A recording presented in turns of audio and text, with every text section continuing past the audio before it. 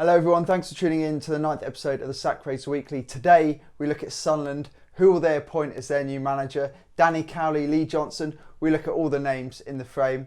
We move on to Eddie Howe, where will he manage next? And then we take a look at the 5 contenders to win at the FIFA Coach of the Year award, which include Marcelo Bielsa and Jurgen Klopp. Guys, please, as always, do give us a like if you enjoyed the video and a subscribe too, and check out thesackrace.com.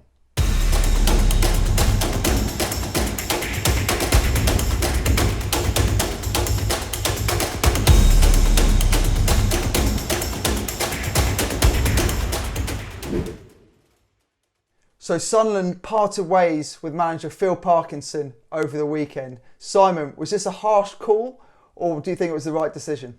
It was a very Sunderland call, if that makes sense. It was harsh on paper, but it's kind of to be expected by Sunderland at the moment. They seem to have this record of sacking managers when it seems like they're doing all right. I think many Sunderland fans and many people from the outside expect Sunderland to win League One and have done last season and even the season before. I mean, they are one of the strongest sides in the division. They've got a high wage bill, and it just sort of reminds me of when Sheffield United were in League One all those seasons ago, and they just couldn't get out of the division despite spending money, despite having a range of managers take charge there, and eventually they got it right with Chris Wilder, and now they're back in the Premier League. So Sunderland's still looking to get it right. I do feel for Phil Parkinson. They were on the edge of the playoffs, weren't they? They did reasonably well as well this season. I think they fell off with the last couple of results. They've been struggling for goals up front with the likes of Graham and Charlie Wyke and Will Grigg. Despite kind of the big names for the division, they're not quite clicking up front. So it's a tough one for Sunderland. I feel for Phil Parkinson.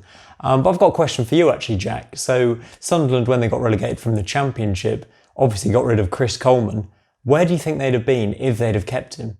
I don't know, to be fair. I think they're still in the same position. They've been on a downward slope for a while now, haven't they? And they're getting rid of managers who aren't doing that badly in terms of results. Like Jack Ross didn't lose too many games. Phil Parkinson, I think Sunderland were up in 8th. But they want that ingredient, don't they? That nice football and winning football at the same time, which is so hard to get. But Simon, we've got the odds up here. We've got Danny Cowley as the odds-on favourite. We've got Lee Johnson, 5-1. Paul Cook is in the mix as well, 8-1. Gus Poyet has drifted a little bit. He's around 6-1, but we expect him to drift further. And then we've got a few other names in the mix like Nigel Adkins and Daniel Stendel. So Gus Poyet, he was looking like he could return, former manager of course. The betting was suspended with one bookmaker, but then he's not getting the job anymore. That one's off, that is over. Paul Cook has come out and said in an interview that he wants to manage a Championship club with Premier League potential. So maybe he's not in the mix either. Danny Cowley and brother Nicky, odds on now for the job.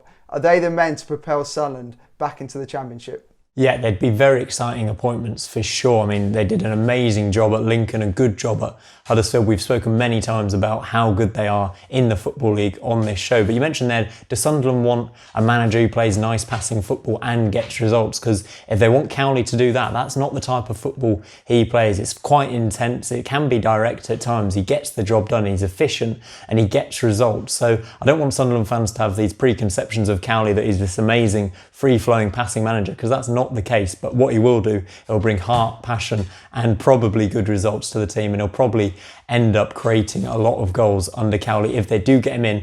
To be honest, I think this is the perfect fit for the Cowley brothers. I think they've been waiting for this sort of job. One of the top end League One teams, a team that shouldn't really be in League One on paper. I think if the Cowleys get this job, they can get Sunderland up and really drive them on in the Championship, because we've been looking for a perfect job for the Cowleys. I think this does fit the bill more than any other we've seen, certainly this season. They're excellent with the community as well, aren't they? And getting all the fans and everyone working together. There's a brilliant piece from Gab Sutton. He lists not 1, not 2, but 12 reasons why they're the perfect appointment at Sunderland. So check that out on thesackrace.com. But Simon, looking at a few other names, just because this isn't a done deal at all, could Championship managers be tempted by this job? We mentioned Cowley, of course, and Cook, but could Lee Johnson or even Gary Monk be tempted?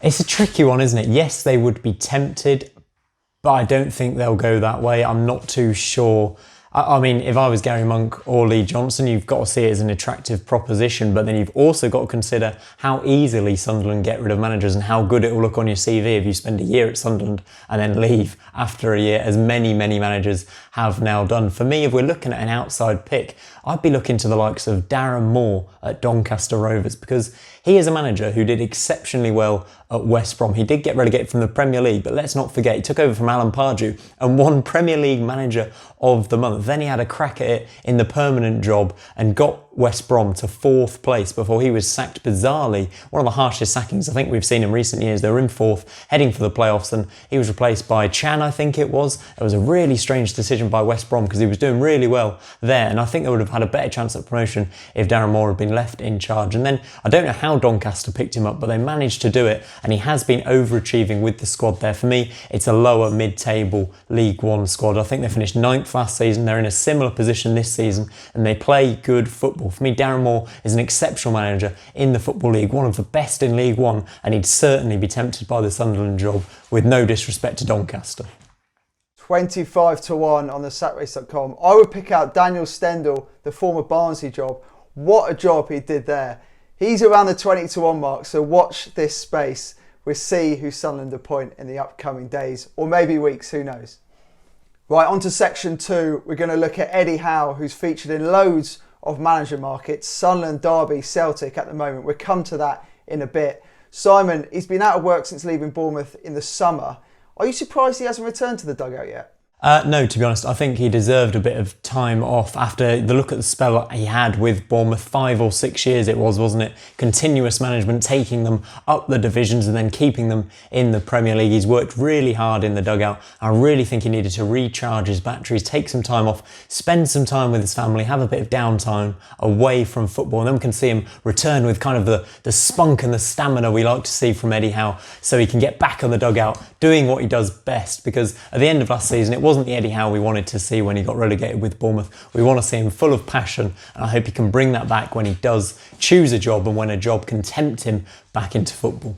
What a job he did with Bournemouth, taking them up the divisions, as you said. They played some really nice, attacking, beautiful football, scoring a few goals. I know it tailed off near their defensive problems, but if you were his agent, Simon, how would you sell him? What would you say are his managerial strengths?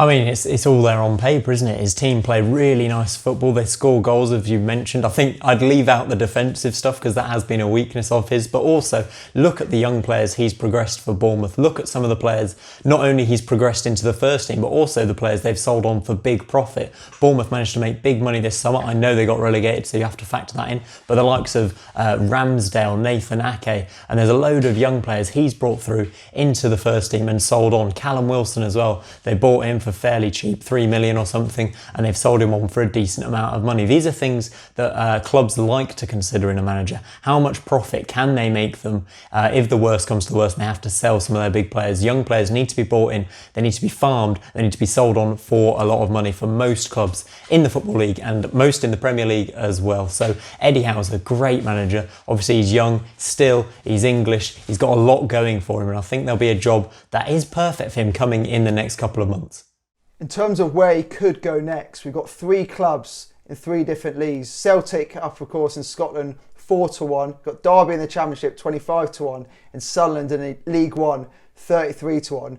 Which out of those 3 clubs do you think he's best suited for? I would be very surprised if Eddie Howe takes a job that is in the Football League. So I'd be surprised if he drops down to the Championship, and especially surprised if he drops down to League One, even with Sunderland. I mean, we've spoken about it before, but I know he'd spent a long time at Bournemouth and potentially thought his race was run there. But what he's achieved there means he should get a Premier League or the Celtic job. I do quite like that shout. I'd be very surprised if he goes for a Championship club. I think he would have rather just stuck it out with Bournemouth and tried to get them straight back up if he fancied managing in the Championship. I think he will get a Premier League job. I think he'll get a Premier League job this season. But Celtic, you've got to say, it's a tempting job. You see what Steven Gerrard's done with his managerial credibility at Rangers. They're obviously winning the league now. If he can go there, Eddie Howe, and reassert Celtic's place at the top of Scottish football, it'll be a good job for him. There's a lot of fans. It's a great atmosphere. They've got got some decent players. They usually play European football for a short time every single season, but it's a decent job. It's a tempting job. But yeah, I still think there's a Premier League job on the horizon that I think he will get ahead of the Celtic job, because to be honest, you can't really succeed at Celtic, and by that I mean that par for Celtic is winning the league every single season, so I'm not sure if it's too much of a challenge for him. I think instead he'll take a bottom half Premier League job and he'll succeed with them instead. I'm looking, to be honest, at Eddie Howe at Crystal Palace before the season ends. Celtic are of course still managed by Neil Lennon, but he has had the dreaded vote of confidence, so we'll see how that one plays out. But Eddie Howe, I mean, he was linked with Manchester United a couple of years ago. He's been linked with the England job. Do you think if he does rebuild and get another club ticking, do you think in future he could be the England manager?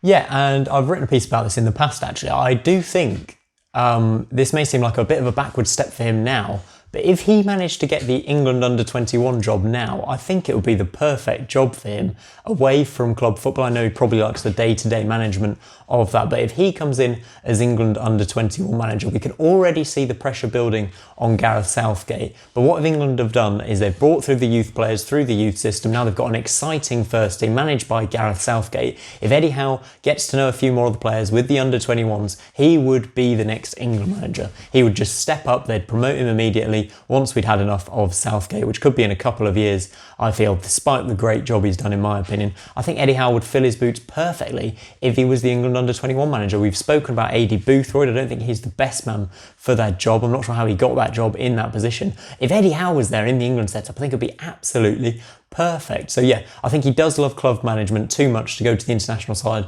right now. But if he thinks about it, thinks a bit more long term, I think that's the perfect route to becoming the next England manager. Section 3, FIFA Coach of the Year 2020. The nominees are out. There's 5 of them. We've got Marcelo Bielsa, Jurgen Klopp, Hansi Flick, Julian Lopetegui and Zinedine Zidane. Simon, we'll start with Bielsa, who many people are a little bit surprised about. You don't often see, or in fact you probably have never seen, a second division manager who won the title but be in contention to win the FIFA Coach of the Year. But he did it in style. He's rejuvenated a club. He's inspired a city. The way they play is extraordinary. It's just a blizzard of football. It's amazing. Does he deserve his place on this list? It's a tricky one to answer for me, because for this one, I think Marcelo Bielsa did rejuvenate the city. He took a very average Leeds side to the Premier League, but I think the big step they made was not the season they won the league. I mean, he took them from a 3rd place finish when they should have got promoted to 1st. I don't think that's that big a jump. I don't think it was too unexpected. I think when he came in for his first season and took them from a mid-table side to 3rd, one of the best footballing sides in the division, so exciting, these reasonably average championship players to some of the elite players in the division. I think he did an amazing job, and he has done an amazing job at Leeds, and he's still doing an amazing job at Leeds. But if we're talking about one season, taking them from 3rd in the Championship to 1st in the Championship, isn't that great an achievement? It's obviously brilliant for Leeds, it's brilliant for the city of Leeds, but if we're looking at that one season, does he deserve it? I'm not too sure. When you compare him to some of the other names on the list, I think if his name wasn't Marcelo Bielsa, if it was Dean Smith who had taken Leeds from 3rd to 1st, he wouldn't be on the list. So Jurgen Klopp, who won it last year, of course, but this year he has won that elusive first Premier League title. He's since juggled loads of injuries and illnesses, and Liverpool are right up there again and playing well in Europe as well. Can he successfully defend his crown? Yeah, I'm not too sure on the stats of defending this title, winning it twice in a row, but Jurgen Klopp, I think you've got to say at the moment, is probably one of the top 2 managers in the world. I mean, look what he's done with Liverpool, the way he's transformed them over 5 years. But if we're looking just at last season, which we have to, I've just said that about Bielsa. He got the Premier League title Liverpool fans have been absolutely desperate for, and they did it in style, didn't they? They did it fairly comfortably at the end of the season, and he's playing exceptional football. He's dealing with injuries, as you mentioned. Now they've brought in Jota as well, which has taken them to another level. I think he's an exceptional manager. He's coping with defensive injuries without Virgil van Dijk at the moment, and they're still fighting for this Premier League title, to sound like Kevin Keegan. But last season was exceptional. Some of the best football we've seen in the Premier League. He's well deserving of his place on this list. I'm not sure he's going to win it this year though. What a sensational year Hansi Flick has had at Bayern Munich. He's won 5 trophies in his first season there. It wasn't even a complete season. Simon, I've got a question for you now. How many of his 53 games has he won? What a question that is. Right, a lot. So I'm going to say 39. 47. And they drew one the other night. 47 of his 53 games. That's a near 90% win rate. They've only lost one this year, a shock defeat to Hoffenheim in 43 games. I mean, is he the favourite? He's got to be, surely. He's got to win this award. You mentioned the trophies, you've just mentioned the win percentage, absolutely ridiculous. How can you win that many games of football, that many trophies, that many important finals, Champions League winners, of course, which they've been trying to get for a few seasons now. They're the best team in the world and he is guiding them absolutely perfectly. I think we've seen with a lot of, Barcelona managers, Real Madrid managers in recent years, even if you have the players at your disposal, it's actually quite difficult to get them to continue to win games and win trophies. And the fact he's come in and done this is absolutely ridiculous. I mentioned Jurgen Klopp's in the top 2 managers in the world at the moment. This guy is the other one. And at the moment, in this year, the past year, he's been the best manager in the world. There's not really much argument against it, I don't think. The other 2 names in the frame, Julian Lopetegui and Zinedine Zidane. Zidane might not even have a job when this award is revealed later this month. He won La Liga and the Spanish Super Cup last season, but he's not really getting them going this season. They might not even qualify for the next stage of the Champions League. So we'll see how that one pans out. Lopetegui won the Europa League. There was that outpouring of emotion at Sevilla. It was brilliant to see. Simon, do you think Lopetegui can manage in the Premier League in the future? I do. I think he's done an exceptional job as well. I keep saying that word exceptional, but there's been a lot of exceptional managers we've been talking about today. I think winning the Europa League for Sevilla, they win it a lot. But he's done a great job and he's really kind of rebuilt his reputation, I think, since that disaster that happened with Spain and then Real Madrid. We all know he's a top-class manager and he's managing to kind of build his reputation back up there at Sevilla. I think a Premier League job would be really, really great for him. I mean, I'm not sure where at the moment, but I think his style would suit the Premier League as well. We've seen a lot of Spanish managers come over and be successful. So yeah, he'd be a great fit. On Zidane, however, I'm not too sure he'll be in with a chance of winning this award this year. As you mentioned, he might not even be in a job. So Hansi Flick is the way to go. Simon, as always, thanks very much for your time. And guys, please do subscribe and like the video and check out thesatrace.com. Cheers.